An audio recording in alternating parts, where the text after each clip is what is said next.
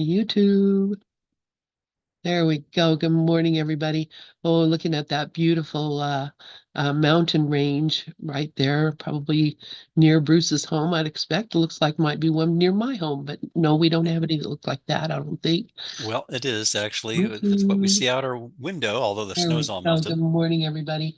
Hang on.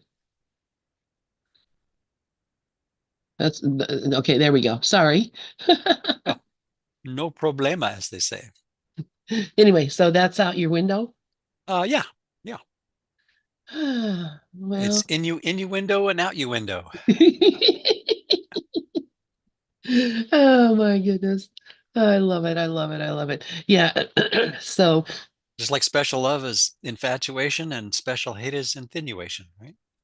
oh, I like that. Insinuation. These are good. I hope you write them down. Oh, there's just Of course, they the pop endless, up on. almost endless stream of wordplay that I'm fond of. So Well, that's good. And that's why you were chosen for this particular assignment because you do love the words and the way they go together. And yeah, it's fun. It's fun. Yeah, I do. it's fun and it's helpful. So, because here's the thing, we come up believing that words have power, and we believe that the power that the words have is a power over us.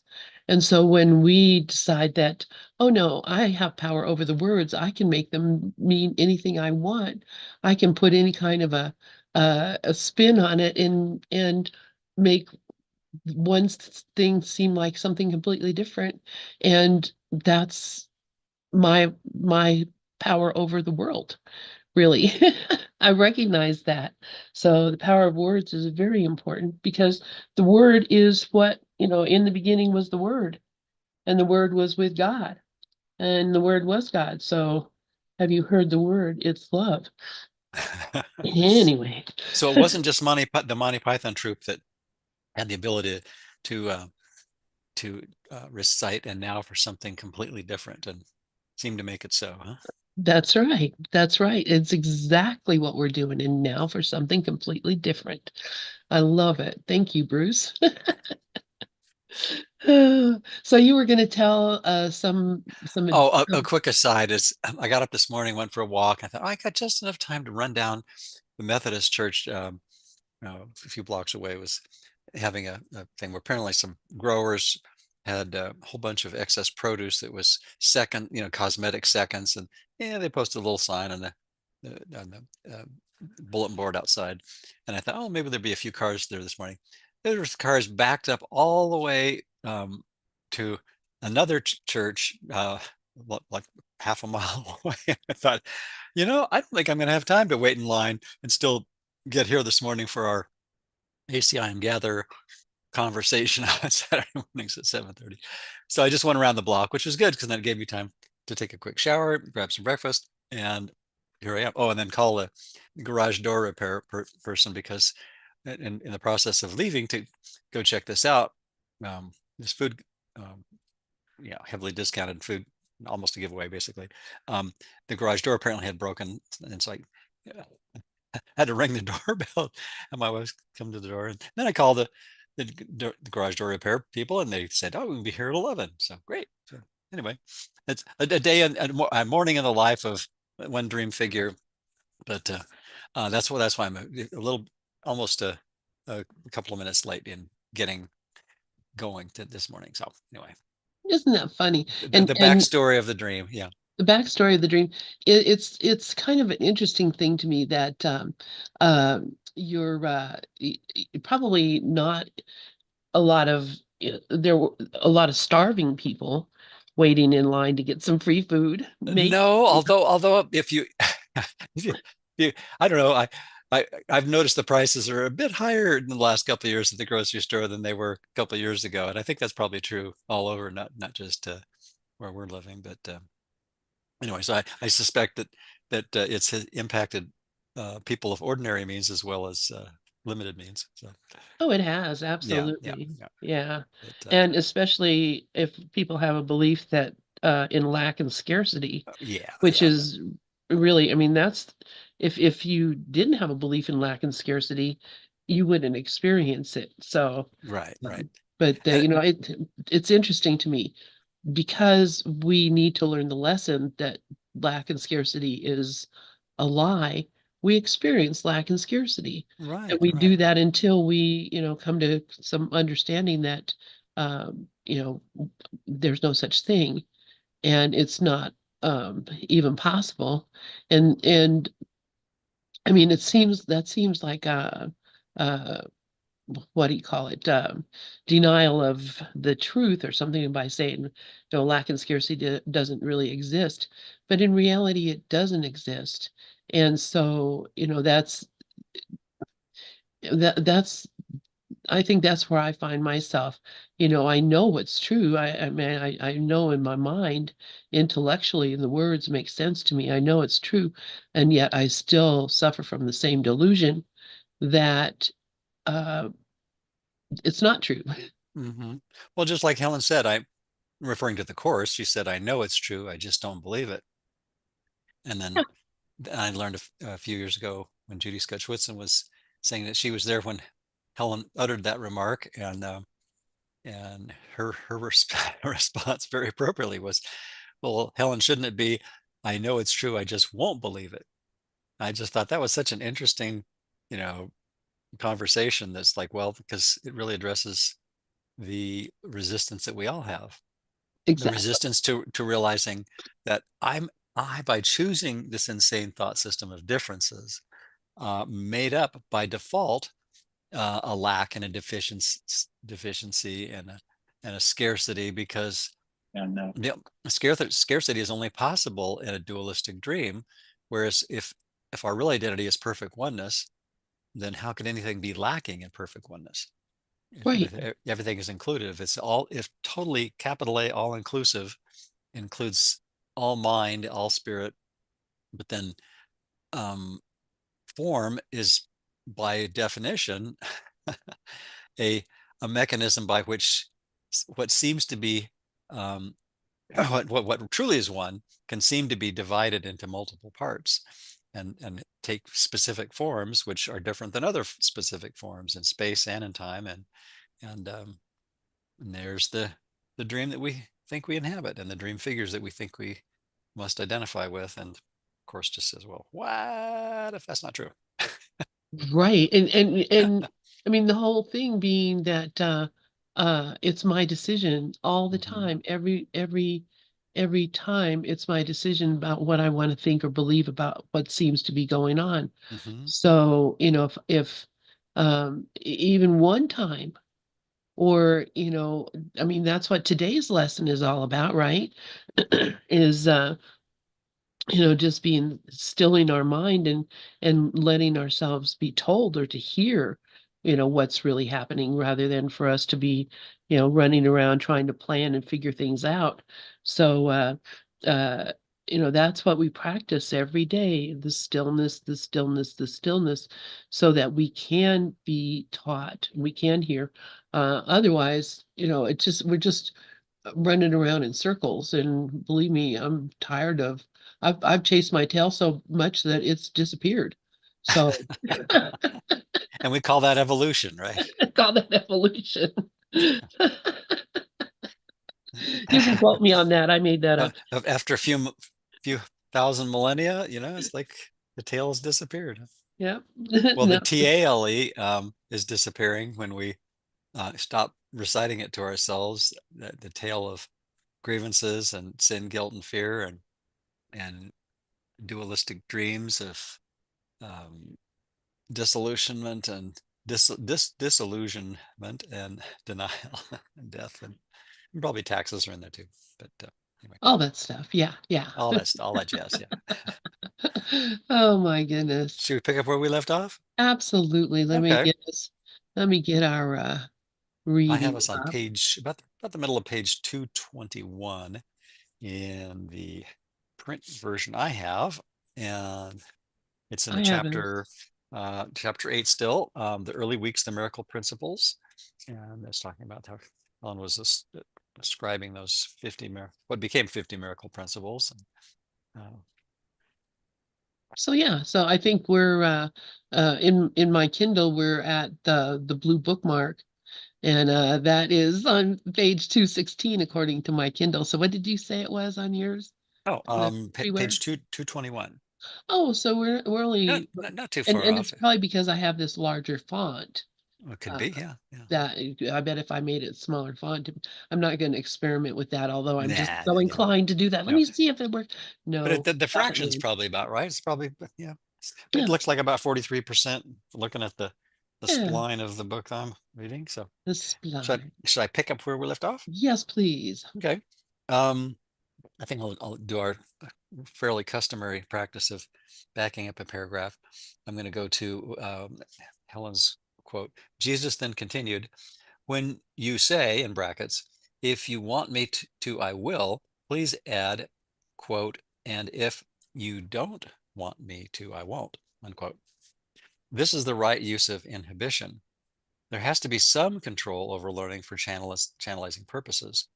Remember, retroactive inhibition, in brackets, a learning theory term, which should be easy enough for you sometimes, which should be easy enough for you.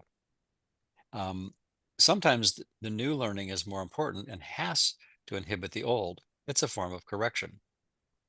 So now Ken comments on this to explain some of that. Says this last sentence is the first of many instances of Jesus's teaching Helen through examples drawn from her psychological background, which included both experimental, in parentheses, learning theory, statistics, etc., close paren, and clinical, uh, in parentheses, psychoanalysis, personality theory, etc., close paren, psychologies. Okay. Can I Uh, just butt in real quick oh, here? please, sure, please do. Okay, it's because I had to go and look up what that retroactive inhibition is.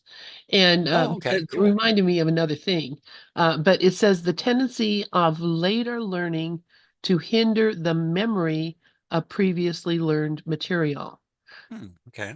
So the tendency of later learning to hinder the memory of previously learned material. So let's see, let me see of an example. Okay. Here. Oh, you'll get this one. One may experience this when they have a new password for a website. Mm-hmm. That the retroactive inhibition, I experience that all the time. Uh-huh. Yeah. So, but anyway, that's what that's about. Well, we're constantly replacing one thing with another. I mean, that's the ego's whole strategy, right? Yes. Yeah, yeah. Yeah. Yeah. So And that's the whole idea of propaganda is, you say repeat a lie often enough and pretty soon you believe it. And I think that's what we did with the ego. We thought I'm invested in wanting the ego's lies to be true because it gives me a separate identity, which I think is really cool. Even though looked at honestly, it's never fun at all. Um, and just being willing to look at that and just say, well, I'm undoing the truth, or seeming to, but I can, with practice, learn to undo the retroactive inhibition, or however you want to phrase it, or regardless of whatever is true and false, we can use the truth to undo the false, right, right, basically. right. Yeah. Yeah, another thorn to remove the thorn that Yeah. is, Yeah. yeah. And Hmm. that's, yeah, That's a good example. yeah. I thought so too. Yeah. I heard it from someone else. So, but I mean, that's it exactly. So, okay. So I'll let you continue on now that we know what retroactive inhibition is. Okay. So Ken continues, the miracle principles then continued to come interspersed with personal comments to Helen. I include some of these here. And here's one of them. Jesus, the one more thing is Bill's fear of punishment for what is done now. Everybody makes mistakes. Those errors are completely trivial. Tell him that where the past has been forgiven, those minor infractions are very easily altered. Helen, last night I was planning to type up the course for you, and then brackets Bill, and was strictly ordered by Jesus not to go back to it before I got over S, Bill, in brackets, Bill's aforementioned friend whom Helen still had not forgiven, close bracket. It seems that the course has a lot of answers and carries very high point credits. But as you always say, you have to know the questions first. This morning I did ask for help with S. The answer seems to be in point 6 and 7. That's why he gave me the chalice for S. It belongs to him, but he cannot find it. And maybe there's some context there that will be explained later. A chalice, I think maybe chalice was referred to in previous commentary. Earlier in there. Yeah, I'm Yeah, thinking I think so. It might have been a page or 3 back or something. Yeah. Yeah. Okay. And Oh no, then he's going to tell us about it in chapter 9. oh, okay, there it is. Okay. As always, if you read ahead, it oftentimes explains what you're stumped on, right? Okay. Okay. I discussed the important symbolism of the chalice in chapter 9. Okay, that's Ken's commentary. Jesus then gave Helen special instructions. And now back to Helen quoting Jesus. Jesus, notes on this course have to be taken only under good learning conditions and should be reviewed. Helen, I was going to write refused instead of reviewed, apparently. Jesus, the same goes, now it's taken the form of a dialogue in Helen's notes here. Jesus, the same goes for review periods. I'll tell you when, but remember to ask.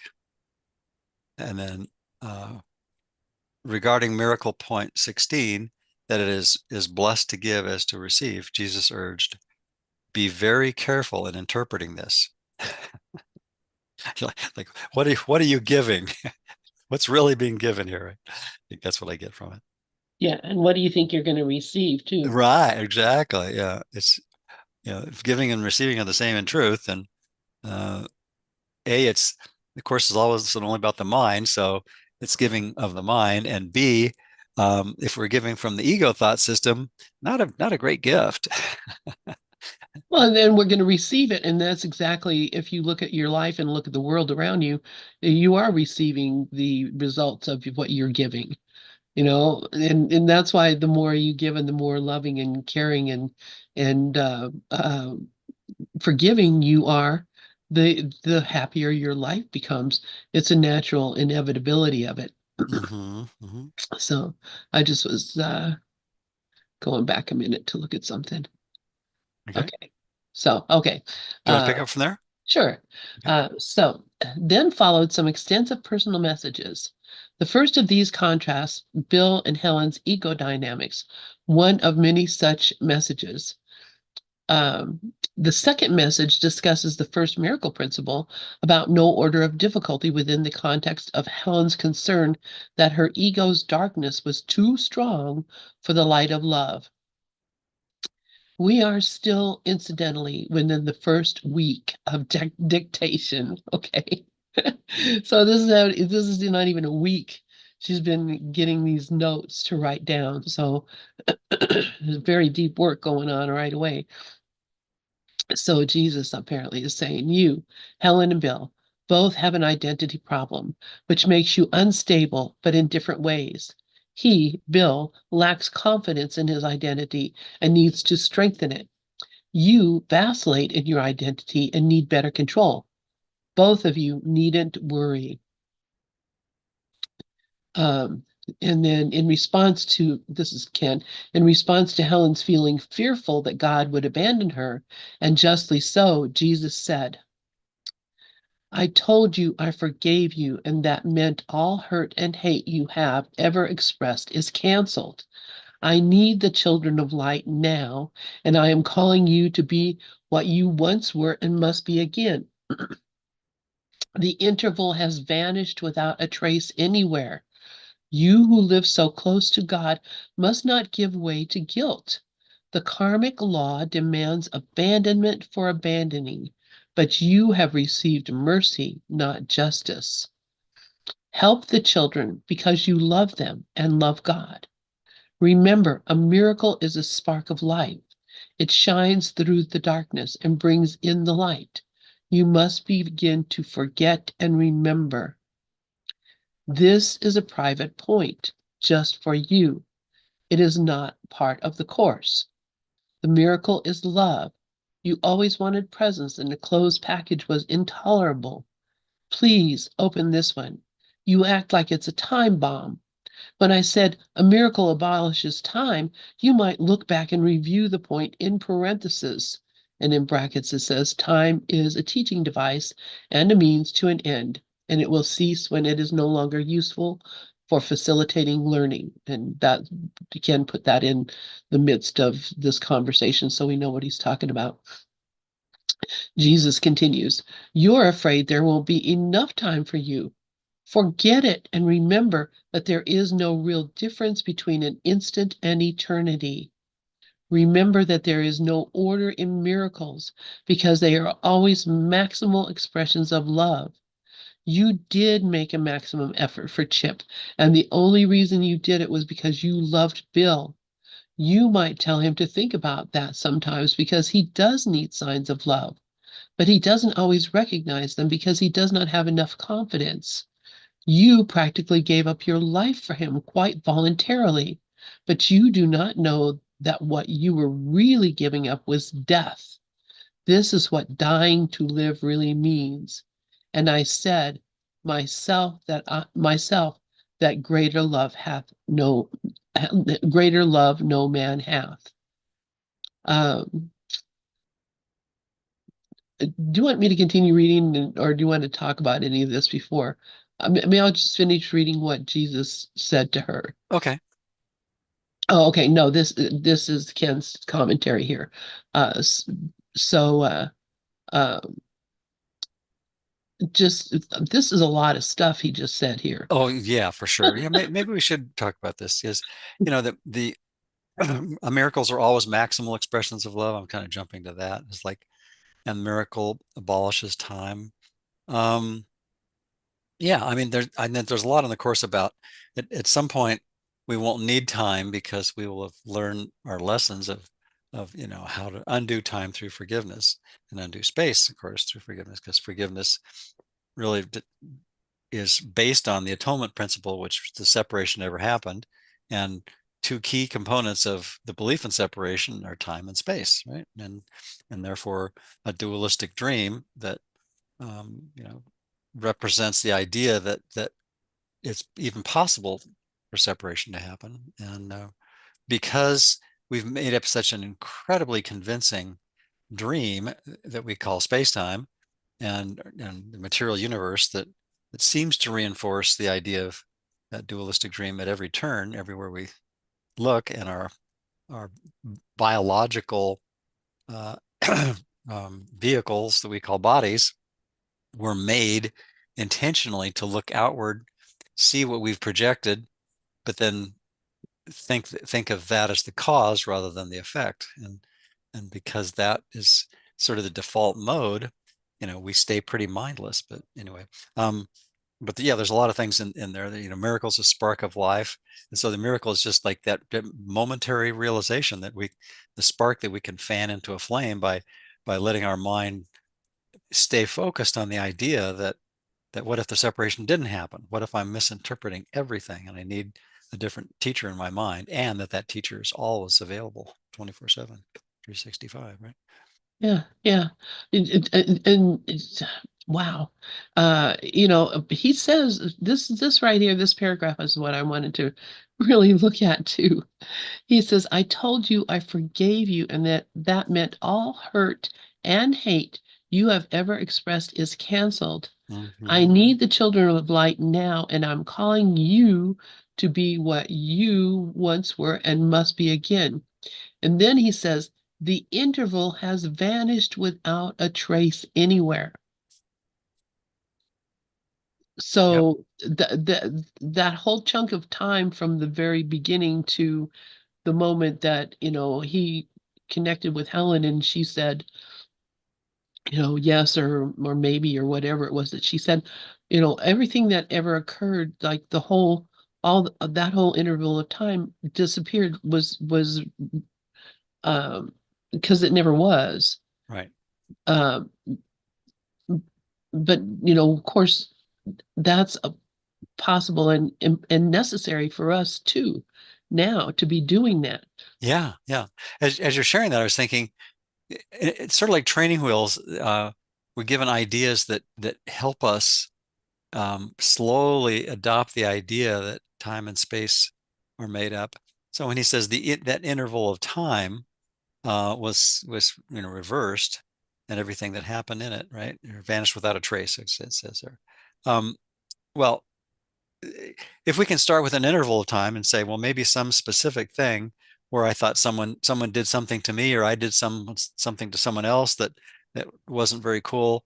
Uh, and in fact, could have been either a physical assassination or a character assassination, in one flavor or another. And it's like, what's not love is murder, the Course says. So the miracle is recognizing that all of our murderous, divisive, dividing, and separating thoughts have had no effect on eternity, and are absolutely forgivable because of that.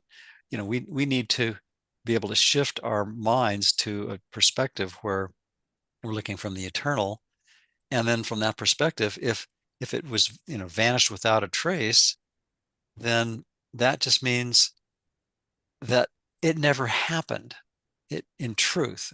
And so anything that we think is a historical fact in this world, from the Course's pure non-dual metaphysical perspective, suggests that if we dwell on any ephemeral thing or things, we're making the dream real. We're making a fantasy into something that we believe has had a real effect. And the Course just keeps saying it, that the idea of separation is causeless and therefore can't have any effects. But that's coming from the vantage point of eternity, and all the stuff that's above the line in Ken's chart, if you will, the heaven, the perfection, the what we would call God, capital L, love, and anything that's unchanging, unchangeable, and unchanged, right?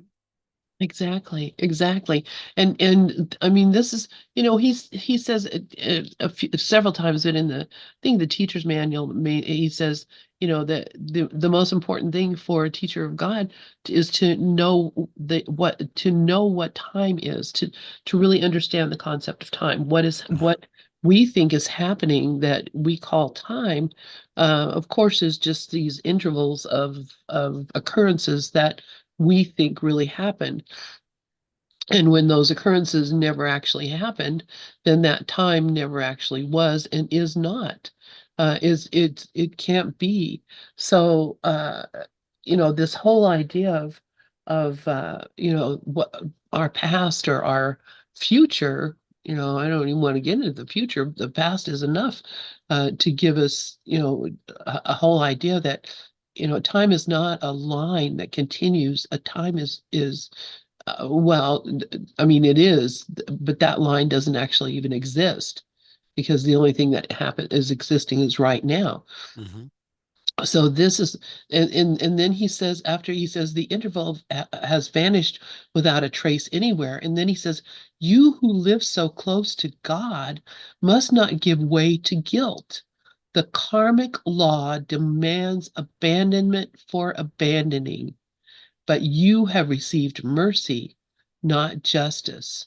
And so I think what he's saying here is that when he's talking about the karmic law, he's not talking about a real law that is one of God's laws. It's really a law of our belief in what cause and effect. But when God is the only cause, then the only effect is God also. So that's karma also. But but that's the reality. The karma we think is that you are punished or rewarded based on your actions or thoughts or whatever. So when he says the karmic law, that's the law of the ego, demands abandonment for abandoning. And he's implying that in her mind, she has abandoned God. And so having abandoned God in her mind, she thinks that she deserves to be abandoned. This is what she thinks should be happening to her, is that she should have been abandoned. And I think we all have that to some extent, a belief that, when I've been a bad girl, I've done things that I shouldn't have done, that I've actually abandoned God. I've, not doing what God wills. And it's a common guilt it's ontological. It's throughout everyone, because we all know that living in this world, living this life in these bodies, this story that we made up about, what we are, that's not God's will. God does not will that. Mm-hmm. Mm-hmm. And so we're going to feel guilty about it. And we're going to expect justice. We're going to expect to be punished for abandoning God. But he says, you've received mercy, not justice. He's telling her, you are not getting what you think you should be getting. You think justice means that you should be punished, but you are not being punished. And justice really means, real justice means that nothing has gone wrong and there's no punishment necessary. I, I just think this is really fascinating, this discussion that Helen had, that Jesus and Helen. And so he continues in saying, you help the children because you love them and you love God. And then he says, remember, a miracle is a spark of life. It shines through the darkness and brings in the light. You must begin to forget and remember. And so he's saying that interval of time is gone. Forget about it. Anything that happened before now, the whole idea that you've been abandoned or that you abandoned God or whatever, it's over, done. And you have to begin to forget that and remember the truth, remember what's really happening. And that's what was it that he called it, retroactive inhibition. That's Right. really what that is. We forget what we thought we knew before, and we only remember the truth about what is happening. So you must begin to forget and remember. And uh, so then he has this little thing about Helen, your particular personality is that you can't stand not knowing. But you're afraid to open this one. You're afraid to look at this one. And so you're in a place where you're very distracted. So, he said, you act like it's a time bomb. When I said a miracle abolishes time, you might look back and review the point in parenthesis. And that's where he talks about time as a teaching device and a means to an end, and will cease when it is no longer useful for facilitating learning. So he's talking about you need to understand what time is. You need to see what the reality of time is, because right now you're in a place where you think time is limited and you think there's not going to be enough for you. He says, forget it. No, retroactively inhibit that idea of time. And remember that there is no real difference between an instant and eternity. I just think Jesus is brilliant. I mean, honestly, I just think this is brilliant. And then he says, remember that there's no order in miracles, because they are always maximal expressions of Mm-hmm. love. Maximal. And when he's maximal is the ultimate. It's the most that it can be. So no matter what you do, even if it's, you give a guy $1. I just posted something on Facebook of, a little kid that thought he saw a homeless man, and he gave him the $1 that he got for making good grades. And he felt so good about himself for giving this guy this $1. But really, this guy was the CEO of some corporation who had just accidentally got locked out of his apartment in his pajamas. So he was out of the That's funny. I mean, it was really, really, really a cool little story. I posted it. But but but that was it, that $1 was a maximal expression of love. He Mm-hmm. was given everything. That was the only money he had. He was given everything he had to this man. And that was as much as if he had given him billions of dollars. It was there was no limit on the expression of love that that is and that was. And when we read it and we see it and we think about it, we recognize, that's what expands our heart. We get like the Grinch, and our heart begins expanding because we recognize that any small expression of love, any expression of love, no matter what it is maximal. And that's what it says in the miracle principle. So you did make a maximum effort for Chip, and the only reason you did was because you loved Bill. And then he says, you could tell Bill, remember I did this for you later, which I think is really cute, that he's given her little strategies to deal with her conversations with Bill. Um, but uh, that what he says, you practically gave up your life for him quite voluntarily, but you do not know that what you were really giving up was death. This is what dying to live really means. And I said, myself, that greater love no man hath. So he's now talking about death Mhm. and the idea that Or we believe oblivion, right?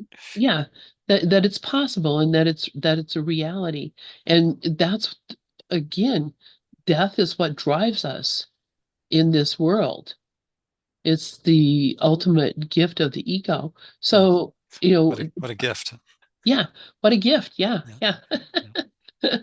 And I oftentimes try to remember, birth and death are two sides of the same illusory coin.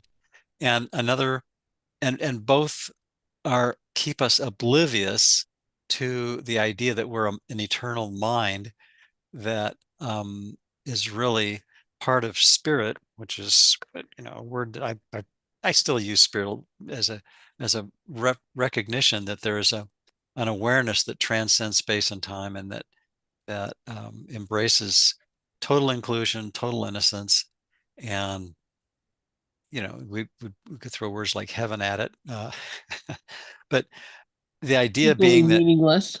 well, yeah, I mean, because we're so far down the rabbit hole of our dream of duality, which is really founded on the idea of death, of an awareness that we couldn't kill. I mean, we can't kill perfect oneness. We can't kill the awareness that sin is just a silly misunderstanding. But the ego thought system has to constantly keep shouting down the idea of innocence by, you know, uh, it's propaganda that says sin is serious. The separation really happened. Yeah, We're really separate from each other and from our creator, and that's horrible. And we can't stand that thought, so we had to project it on the world so that it could take the heat, or appear to. But then it's never left our mind. So yeah, that's why Ken says that the world, and which is really just the poster child of the ego. So really, the ego and the world are just a maladaptive solution to a non-existent problem. We took the idea of separation seriously, and that's the non-existent problem. And the right. maladaptive solution is, we thought we could fix that by making up a world where this unexamined, this unconscious, unfounded guilt could then be foisted on everyone and everything that crosses our path, either physically or mentally. Of course, everything physically is really going on mentally. Which is, yeah, and that's it. Yep. It's a mystery. Yeah. But but the whole idea that and it comes exactly what Jesus said in that last page, the idea that we abandon God, Hmm. the idea that I abandon God, and that translates into the idea that God abandoned me, Hmm. because I have to have someone to blame for my circumstance, and so God is the perfect heavy for that. So, this is how we're so confused in this world. We're so confused because we honestly believe that God has turned his back on us, when in reality we're the ones that are, it's like when the sun is shining and you turn your back to the sun, all you see is your shadow. And when you see your shadow, it seems like a dark thing. But when you turn around, the shadow is behind you. You don't see it anymore, and you see in the light. And that's all we're doing. We're just, he says you are putting your hands over your eyes. Yeah. You are you are purposely ignoring the truth about yourself. And whether it's because you think you don't deserve that love, which you don't think you do because you think you abandoned God. So just let this get straight. That did not happen. I like It the never sing-song did. way you say that. You think you're band to God, but we didn't because But we we could. did. It's yeah, it's like a bad nursery rhyme, that we think we pulled off this horrible fantasy of a Disneyland noir kind of dream, and it's like no, we didn't. Our minds are incredible. I mean, we can make up all kinds of stuff, and we have, and we continue to do so, and that's what makes the course ultimately so appealing to our right minds, and yet so abhorrent to our egos, because it suggests that every little bit of misery that we made up we're accountable for, but that it didn't happen in truth. It has had no effect on our real being, Yeah, but that's which so hard to believe. It's yeah, yeah, yeah, yeah. yeah. So So we need to retrain our mind. That's why the course asks us to keep forgiving ourselves for each projection that we encounter, which is pretty much 24/7, and just say, wow, what if this has had no impact on my real identity? And then maybe at some point I'll get a glimpse of what that real identity is, and that's how we do it. yeah, yeah, By carving away what doesn't look like an elephant, as the famous metaphor goes, right? yeah. Should I read in where we left off? Yes, please go ahead. Okay, okay. And there was a lot in those three paragraphs. Those three paragraphs. Okay. Um, Ken continues. This, by the way, was the first of many examples where in the dictation, Jesus refers to statements attributed to him in the Bible. Quote, and I said, ... unquote. These should not be taken to mean that the historical Jesus actually said those words. Very important point. However, since Helen basically believed that Jesus did make these statements, the biblical quotations became a convenient point of reference to reinforce or illustrate something Jesus was currently teaching her. Jesus then returns to his exhortation to Helen that she study the dictated material. And now he's quoting Helen, who's basically channeling Jesus here. Review your note from yesterday that your identification is strong but erratic. And that is why you have so much willpower, but use it wrong at times. Boy, can we all relate to that one as course students? Because there's a part of us that really has a strong will to learn and practice and achieve the goals of the course. But it's erratic because, we either forget through huge portions of each day, or flat out just deny and fight against that understanding, because we still think there's things in the world that are more important, and there's nothing wrong with that. It's just we're compromising the effectiveness that we could be getting from the course. Right? Well, and it's actually comes from a lack of trust because Yeah, if yeah, we yeah, really could trust that everything is just happening, yeah. we could stop planning, stop imagining, stop thinking about, we could actually be here in this moment, Hmm. experiencing the life that we're here for. And, if we actually could do that, we could see, that how everything fits perfectly. There is nothing has gone wrong. Everything is going along just the way that, that it should go. If All you're things living are in a gently dream. planned for our greatest good, right? That kind of Yeah, thing. things are Yeah, gently planned by one whose only purposes are good. Exactly. yeah. And so you would see that if you quit that resistance, and we talked about that resistance, um, that, that's the only thing that is causing the problem. If you just let go and let it happen, you would see that all things fall. Everything's going to happen the way it's going to happen anyway, whether we resist or accept it. So the only thing that's going to hurt us is our own resistance. And the only thing that's going to help us is our own acceptance. So, stop fighting and just start living. Anyway, go on. Yeah, yeah, okay. Well, I'll start that paragraph over again. Um, let's see. Okay, so this is Helen quoting Jesus. Review your note from yesterday that your identification is strong but erratic, and that is why you have so much willpower, but use it wrong at times. Bill was right about the misuse of it when you were sick, and it was a sign of superhuman will totally misdirected. Your body does not need it, but your spirit, i.e., mind in brackets, does. And I need it too. The purpose of this course is integration. I told you that you will not be able to use it right until you have taken it. As long as your identification vacillates, in parentheses, and Bill's is weak, close parentheses, you cannot accept the gift that belongs to you. You are still vacillating between recognizing the gift and throwing it away. I think of that. I go out for walks usually daily, and there's a street a few blocks from here called Regala, which is gift in Spanish. So I try to think of that whenever I go past that street. So Bill regards Oh, himself as